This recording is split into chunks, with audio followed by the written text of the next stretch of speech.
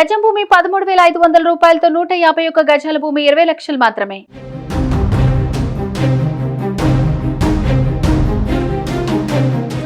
Big boss title winnowing తర్వాత పల్లవి Prashanth hero అయ్యాడా, villain అయ్యాడా?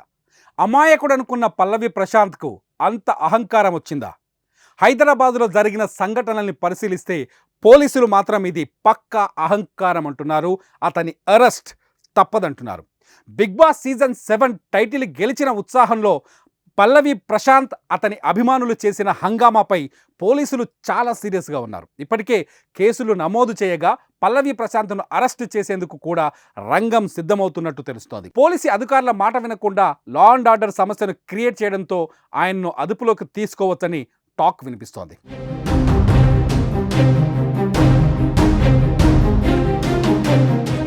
Big boss final అనంతరం అభిమానులు చేసిన రచ్చ అంతా ఇంత కాదు. అన్నపూర్ణ స్టూడియో బయట పల్లవి ప్రశాంత్, అమర్దీప్ అభిమానులు గొడవకు దిగారు. ఒకరికి పైన ఒకరు దాడులు చేసుకున్నారు. ఈ క్రమంలోనే అమర్దీప్ కారుపై కూడా దాడి జరిగింది. అద్దాలను ధ్వంసం చేసి వారి కుటుంబ సభ్యులను భయభ్రాంతులకు గురి చేశారు.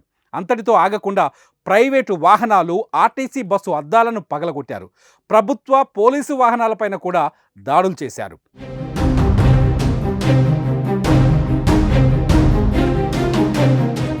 ఆదివారం రాత్రి బిగ్ బాస్ హౌస్ వద్దకు ప్రశాంత్ అభిమానులు భారీగా తరలివచ్చారు. ముందే విజేత పేరు లీక్ కావడంతో గ్రామాల నుంచి కూడా ప్రశాంత్ ఫ్యాన్స్ అక్కడకు చేరుకున్నారు. అభిమానుల తాకిడి ఎక్కువగా ఉండడంతో హౌస్ నుంచి ప్రశాంత్ రాగానే పోలీసులు అతన్ని అక్కడి నుంచి పంపించేశారు. అయితే కాసేపటికే ఫ్యాన్స్ను వెంటబెట్టుకొని మళ్ళీ ప్రశాంత్ అన్నపూర్ణ స్టూడియో వద్దకు వచ్చారు. ఈ క్రమంలోనే అభిమానుల మధ్య గొడవలు జరిగాయి.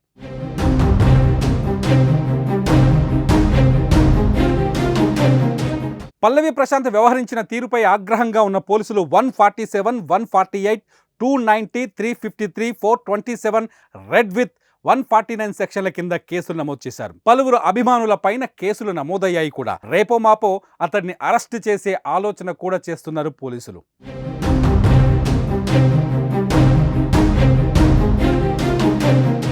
పోలీసుల కేసులపై ఓ ఇంటర్వ్యూలో స్పందించిన పల్లవి ప్రశాంత్ తాను ఏ తప్పు చేయలేదని చెప్పుకొచ్చాడు. కేసులు పెట్టుకుంటే పెట్టని అంటూ జవాబిచ్చాడు.